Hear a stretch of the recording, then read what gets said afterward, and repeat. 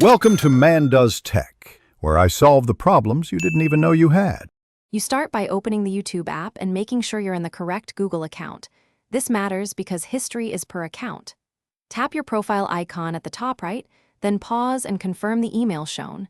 Once done, tap Settings to see history and privacy.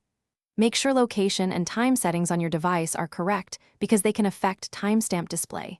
Now tap History to begin. These steps get you straight into the history controls without delay.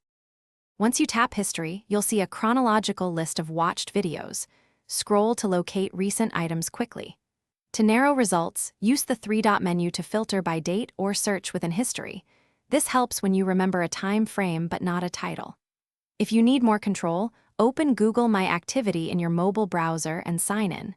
It lets you search, export, or delete history across longer periods. This layered approach makes detailed retrieval. To finish, decide whether to keep or remove history. Tap Pause Watch History to stop logging, or Clear Watch History to remove everything now. For selective removal, use Delete Activity by and pick a custom range or specific items. This is persistent, so be sure. If you can't find expected entries, check that you weren't signed out using incognito mode or on a different account or device.